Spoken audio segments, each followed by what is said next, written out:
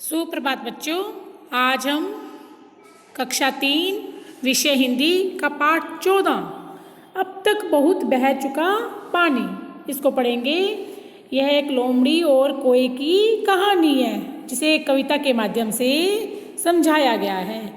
तो आपने पहले भी लोमड़ी की बहुत सी कहानियाँ पढ़ी होंगी, जैसे खट्टे अंगूर, है ना, कि लोमड़ी बहुत भूखी थी, वो इधर उधर भोजन की तलाश में फिर रही थी, तो उसे एक डाल पर, एक बेल पर अंगूर लगे हुए दिखाई दिए, तो वो उछल उछल कर उन्हें पाना चाहती थी, लेकिन वो उन तक नहीं पहुंच पाई।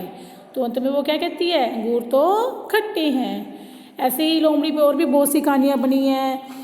आप ही किताब में एक कहानी आई थी, लोमड़ी मीठे बोल, है ना, लोमड़ी और वो भी किसकी थी, लोमड़ी और खरगोश की। तो ऐसे ही पहले लोमड़ी और कोए की भी कहानी आप सुन चुके हो, जैसे कि एक कौवा डाल पर रोटी लेके बैठा होता है और लोमड़ी आती है, उसे कहती है तुम्हारी आवाज़ बहुत मीठी है, मुझे बहुत अच्छी लगती है, मुझे एक गाना सुनाओ। तो जैसे ही गाता है उसकी रोटी जो है वो नीचे गिर जाती है और लोमड़ी उसे लेकर चली जाती है।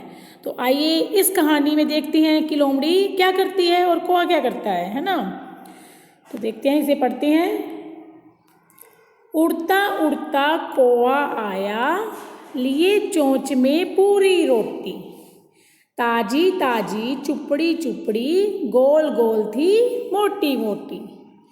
कवि वर्णन करता क्या कहता है कि एक कौवा कहीं से अपनी चोंच में पूरी रोटी लेकर उड़ता उड़ता आया। क्या हुआ कि एक कौवा अपनी चोंच में पूरी रोटी लेकर उड़ता उड़ता आया, और वो रोटी कैसी थी, रोटी जो थी वो ताजी, चुपड़ी हुई, गोल गोल और मोटी थी। कैसी थी, ताजी ताजी, चुपड़ी हुई, है ना, गोल गोल और मोटी थी। देखा लोमड़ ने उसको तब, क्या हुआ, देखा लोमड़ ने उसको तब, बैठ चुका था जब डाली पर। लोमड़ तब मीठी बोली से बोला गर्दन ऊंची कर कर।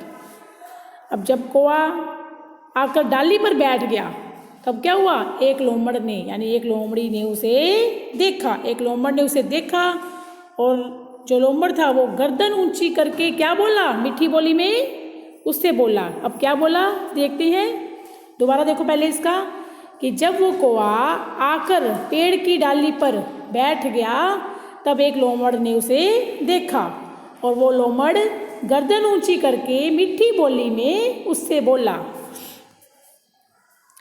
क्या बोला, मेरे राजा कोए बेटे, क्या बोला, मेरे राजा कोए बेटे, मैं तुझको पहचान गया हूँ, आता जाता रहा इधर मैं, कई वर्ष से नहीं नया हूँ।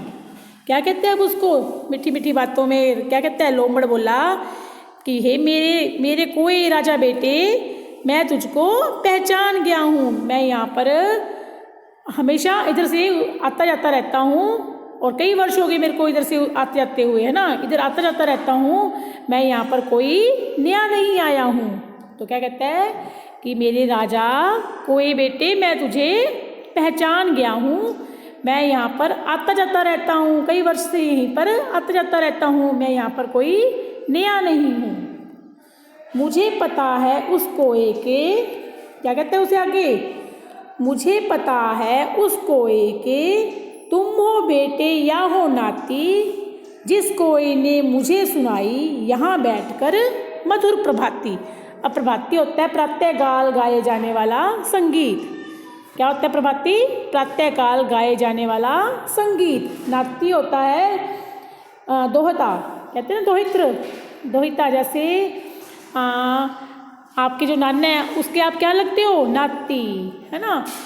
तो क्या कह रहा है वो लोमड़ उससे, कि लोमड़ ने कहा कि मुझे पता है कि तुम उस कोए के या तो पुत्र हो या फिर नाती हो। किस कोए के, जिसने मुझे इसी डाल पर बैठकर मीठे स्वर में, मधुर यानी मीठे स्वर में प्रभाती सुनाई थी। प्रभाती क्या होता है, सुबह सुबह जो संगीत सुनाया गूंजता है उसे कहते हैं प्रभाती। प्रातःकाल मुझे यहीं पर मीठे मीठे स्वर में प्रभाती सुनाई थी, तुम उसी कोए के या तो पुत्र हो या फिर क्या हो, नाती हो। आगे क्या कहता है लोमड़ उससे, बैठा था वह इसी डाल पर, बैठे हो अब तुम जिस पर, मेरे कहने पर गाया था उसने अपना गाना स्वर भर। क्या कहते हैं, बैठा था वह इसी डाल पर, कि वह इसी डाल पर बैठा था जहाँ पर अब तुम बैठे हो। वो कौवा भी कौन सी डाल पर बैठा था, जहाँ पर अब तुम बैठे हो, और मेरे कहने पर उसने मीठे स्वर में यहाँ पर बैठकर गाना सुनाया था।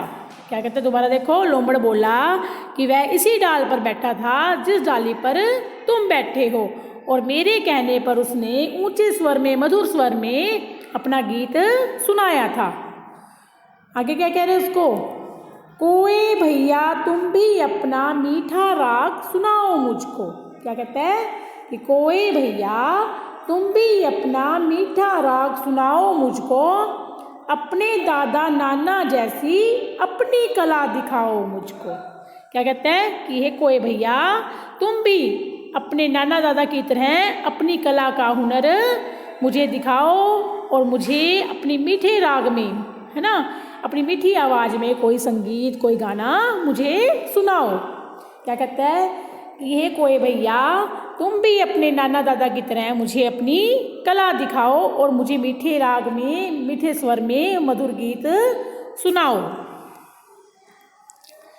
अब कौवा क्या कहते हैं उसको, जब उसने इतना कहा, कौवा हंसा चोंच की रोटी पंजे में पकड़ी जब पहले, बोला लोमड़ दादा से यूं कान खोल कर सदादा सुन ले। क्या बोलते हैं उसको, कौवा कहते हैं, कौवा लोमड़ की बात सुनकर पहले तो क्या करता है, हंसता है ना, और जो उसने चोंच में रोटी ले रखी होती है वो क्या करता है, पहले अपने पंजे में पकड़ता है, पहले अपने पंजे में पकड़ता है, और फिर लोमड़ दादा से बोलता है। क्या बोलता है, कान खोल कर दादा सुन ले। क्या कहते हैं कि हे दादा आप मेरी बात को ध्यान से सुन लो। कान खोल कर सुनना यानी ध्यान से सुनना, कि मेरी बात को ध्यान से सुनो। क्या कहते हैं, क्या सुना रहा है उसको, पुरखों का अनुभव पाया है क्यों दोहराऊं वह नादानी, अब न तुम्हारी दाल गलेगी अब तक बहुत बह चुका पानी।